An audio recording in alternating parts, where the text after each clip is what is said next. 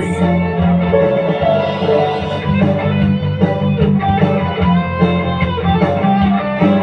Si Jesus ng pagkatao, kung namatay sa Kalbaryo, nagkanato sa pag-alagad kang Kristo.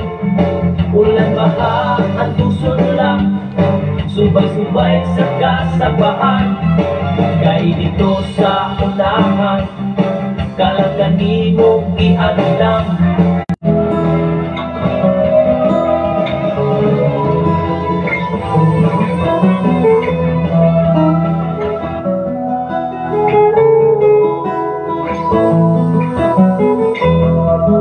Sa imong pagkatao, adunay maayong plano ang Ginoo. Mahalaw ang tanan, bisang kalibutan. Pare Candelario magkiguban nining mga kata. Atong pasalamatan ang Dios tanan kay kayunat nga yang ihatag ka nato aron kita makapaabot sa pagkamayo sa Dios sa pagkinabuhi. Atong nga programa ini babag wifi connection kung dili atong ipadayon ang pagpaambit sa mensahe Ginoo niya sa 95.3 sa dial sa inyong mga radio ilabi na sa nagsunod sa atong programa dito sa kabukiran sa Tanay City. Kanamo sa mong pagkatulog sa panahon sa mong pagpahulay. Hinangan kami din yung matahong ang kabuntagon na puno sa kalikod kadasig proteksyon ikan kanimo apisan pa man din yung kandawa magkapanayon na siya kami sa among libuhaton para sa mga kasagatis o magtagpo sa ilang mga Panginoon. Apisan pa man din natin sa kasagangka sa pamilya ni Pastor Arthur Paglimanantol, sa pamilya ni Pastor Nonoy Arias, sa pamilya ni Pastor Sargos Arias, diya sa Pamplona, diya sa Bagong Olios. Obligasyon ngayon ng isa mo sa kinabuhi na bisan pa man sa iya mga Panginahanglan para sa iya nga pagpadayon na Diyos kaya sa maong pagmitinar sa iya nga gibati sa iyang pisikal nga pahindugan. Kaya salamat sa Diyos kaya ikaw nagagamit ang mga katawhan nga magasuklay sa tanan bunong himaya nga nalagot kanimo ang tanan pinagisangalan sa mahal sa anak sa Diyos o sa Espiritu Santo ang tanan maging Amen. Salamat sa Ginoo nga igsoon, ilabi na sa kinabuhi ni Brother Aldrix. Sa milagro, batidot anong kahay sa kangit-ngit. O Diyos, wasama ka mo. Diyos na tagapamumuhay. O sa Diyos sa tao, diha mahibaluan. Kung loyal magdugas atong Ginoo. Diha sa kagawasan, diha mahibaluan ug masukod ang tanan igsoon atong ikonsulta nato sa Dios. Hinumdumi ug atong hinumduman nga walay laing makapausab sa tawo kundi ang Ginoo.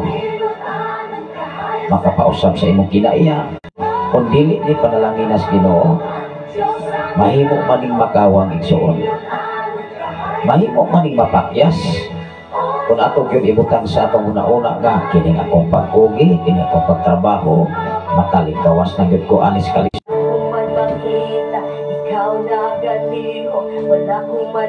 Salamat sa Ginoo sa kinabuhi ni Bossing Edwin Oro, nagwasosap sa atong programa gikan kayo sa barangay.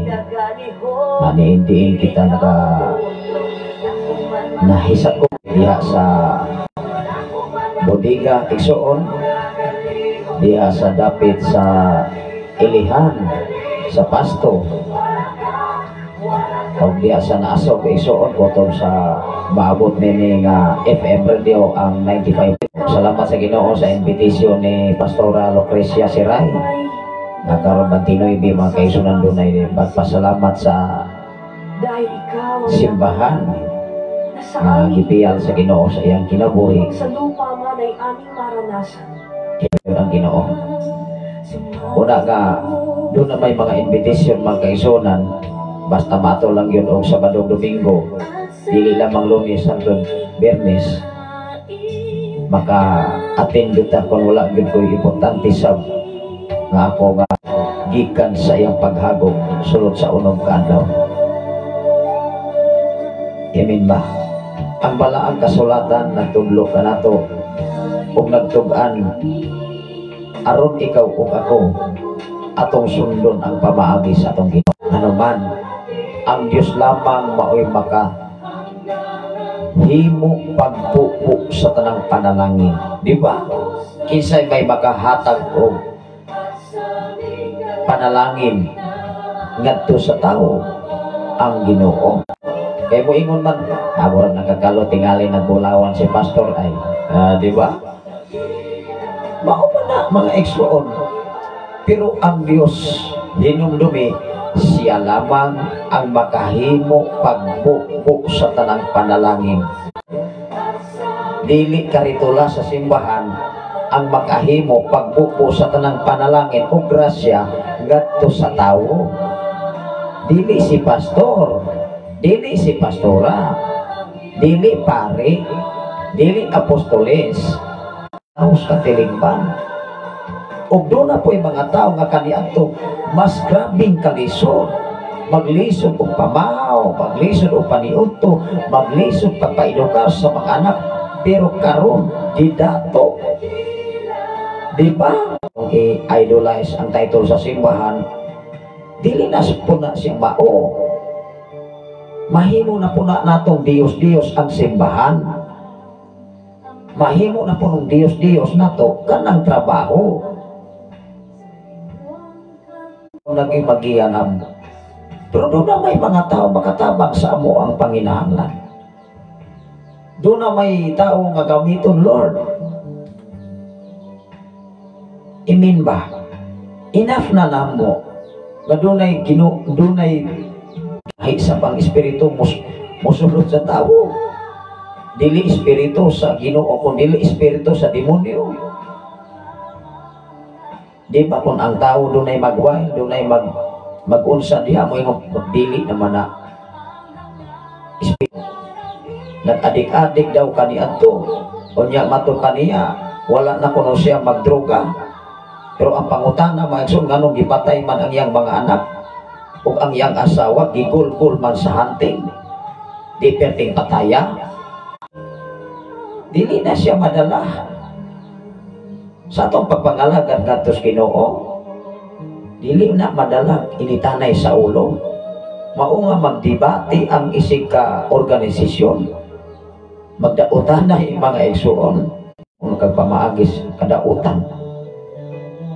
Mao nga dinis kalibutan, dili gyud ka makatuo sa tawo. Dili nimo pwede nga ang usa ka tawo imong i-control. Pero hinumdumi ninyo, si kinsa ninyo ang mahimo unyang success sa kinabuhi.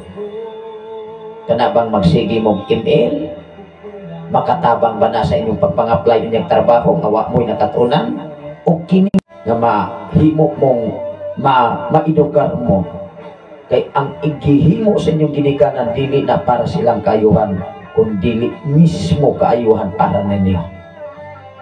Ako maigsoon mo prangkaman ko atong prangkahan inaagisulan kung dili ta magbugas, dili man sa mutungha ang bugas sa atong bulugasan ug wa kay gihimo nga paghago.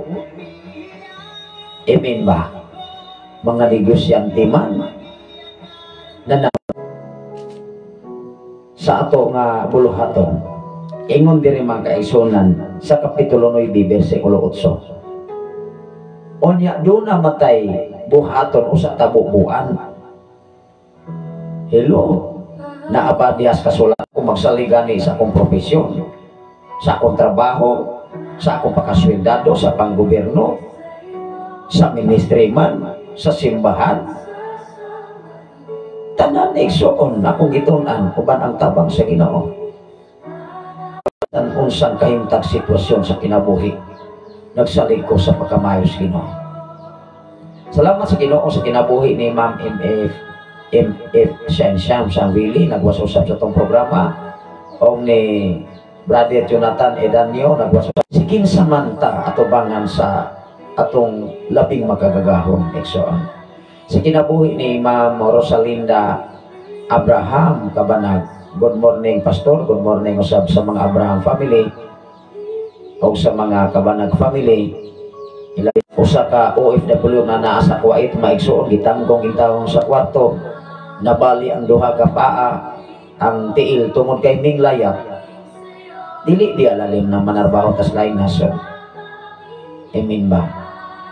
Buhis diri sa utso, ingon diri ang utso, og ang Dios makahimo pagbubo sa tanang grasya.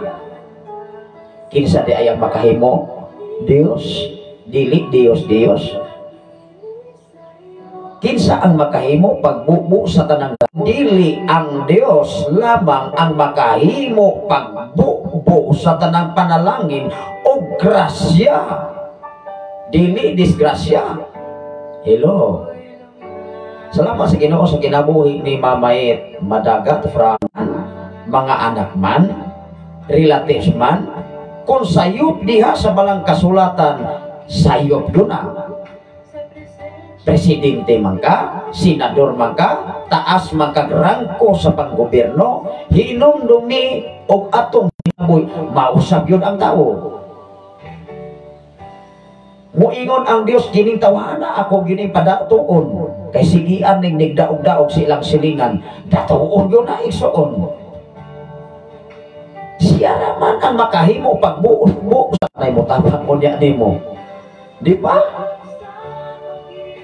Kay ang tinuod nga nangalagad sa Ginoo, ang tinuod nga nakasabot sa mensahe sa Dios, magpabilin lamang yun ang mapahinom bisanon bisag unsaon pagdaak-daot.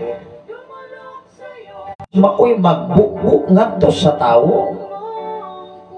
Hello. Di ba matagbaw man ang tawo?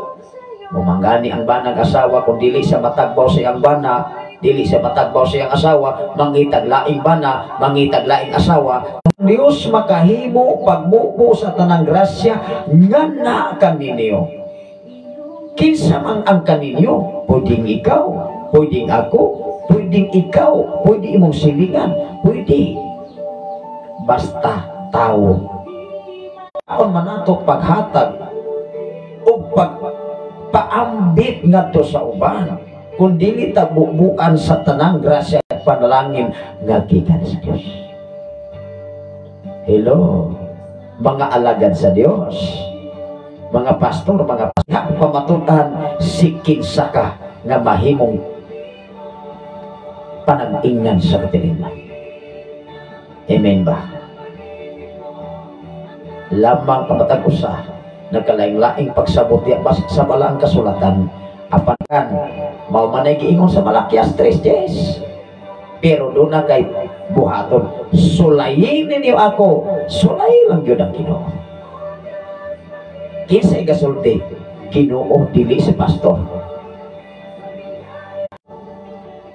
Doon ay mga sitwasyon, mga kaigsunan, ma-encounter mig mga kanabitawang giposes, gisaniban. One time may son midweek prayer, ililan ako ni i-mention kung asa, o kayo na, ikaw ayaw na kahit pangarasti mo na. Nagwain bitaw maigsoon, hasta ang amahan di naman kaya. Yan na natebo sa manhuyod ka ni Anto igsoon. Iko ayaw ana, ayaw pangarastihi ang gapuan, mingbalos man maigsoon og Latin.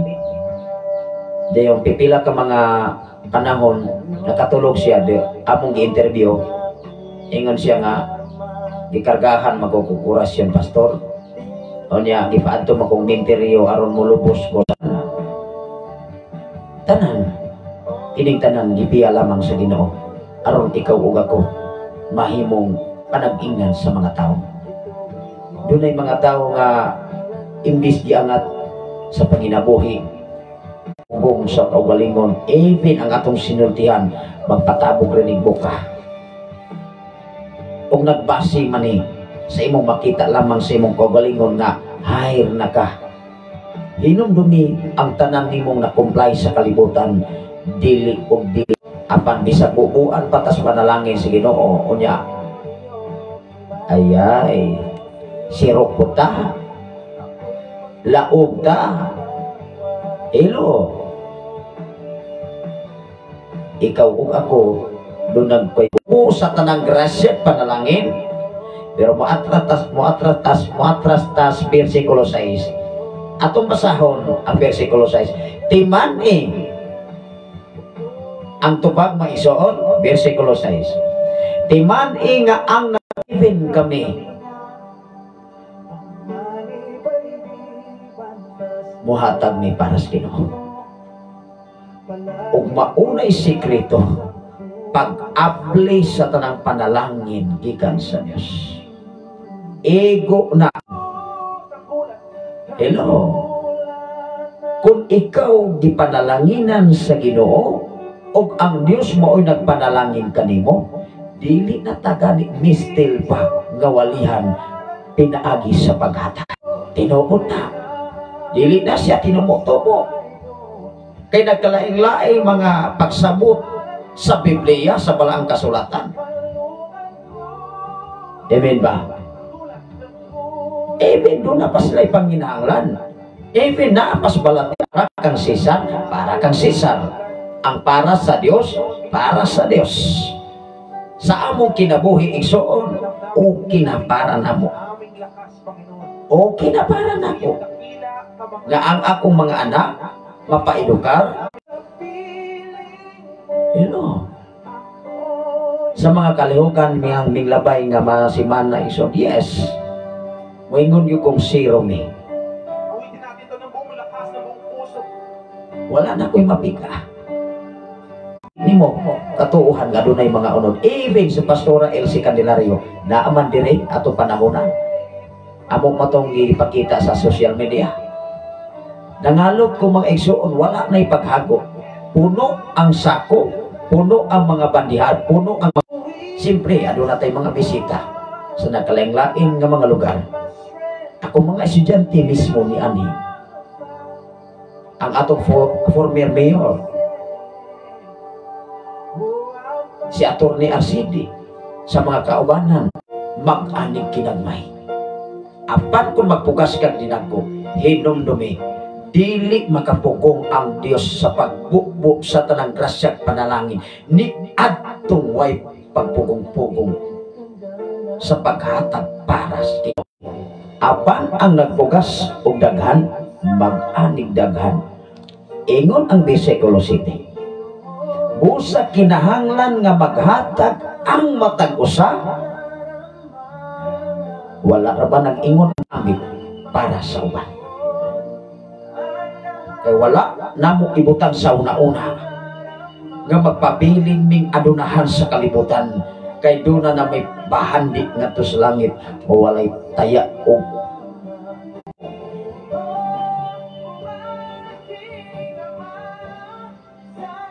ano na magoy isyo mga kaigsunan nga maingon nga ikuliktahan magkumikuta pastor sa pagkuta apon di mamikaato wa may na dili man lahi nga kasulatan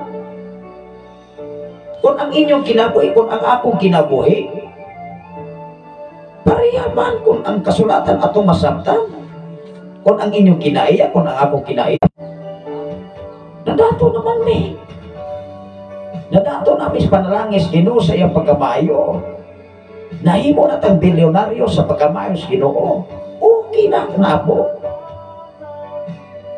hello kay ang Dios raman ang makahimo pagbubo sa tanang grasya panalangin para sa tao ikaw ug ako na